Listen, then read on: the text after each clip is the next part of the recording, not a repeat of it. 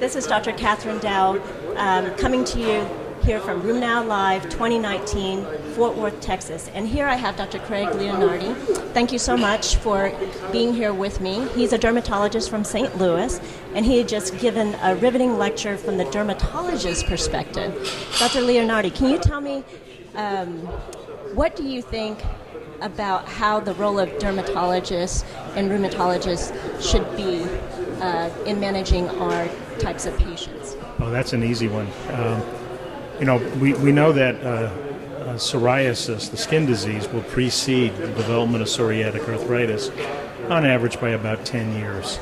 And that means that the patients ought to be in a dermatologist's hands as they develop the first signs and symptoms of the disease. So it's important for derms to be on the lookout for early signs and symptoms of psoriatic arthritis. Now, what I do is I'll initiate appropriate therapy for PSA and also for skin, of course, and then I'll refer them to rheumatology. It might take them 3 or 4 months to get in there, but it's okay. We've made a diagnosis and we've initiated rational treatment for PSA. Now, there are some rheumatologists who says it's hard to get into a dermatologist who's interested in medical derm. And some of our agents can cause non-melanomatous skin cancers. And so how worried are you about someone with a history of non-melanomatous skin cancer using biologics and some of the newer small molecules? So non-melanoma skin cancers, they typically are basal cell and squamous cell.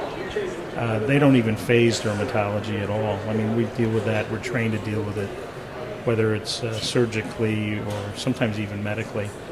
But it doesn't bother us, and so it doesn't affect our treatment decisions usually. Now, if the patient had a big history of squamous cells, then I would be thinking about that a little more carefully. Do you think we're overwhelming dermatologists by having them go to y'all for screening of non-melanoma skin cancer or other skin cancers? So I get to see during the day a few patients who come in for a quote-unquote skin check. And if they're concerned, I suppose that's okay, but they're some of the least productive visits that I have. And so a lot of times a spouse is leaning on the other spouse to get in there and get your skin checked, and I'm not sure how useful some of those are. There are also dermatologists who are willing to see these types of patients year in and year out, and the exam is essentially normal. I'm not sure that I personally have enough time for that kind of patient.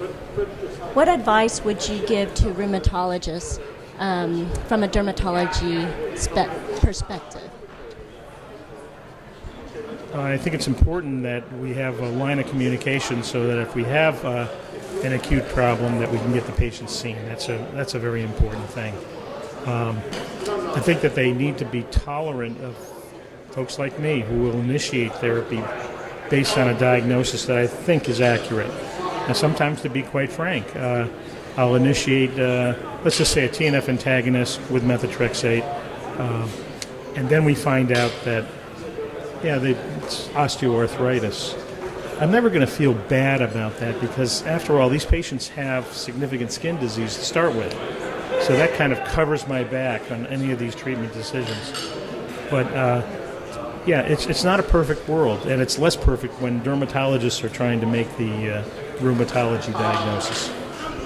Well, you heard it here from RheumNow Live 2019 in Fort Worth, Texas at the Renaissance Hotel. Thank you for watching this.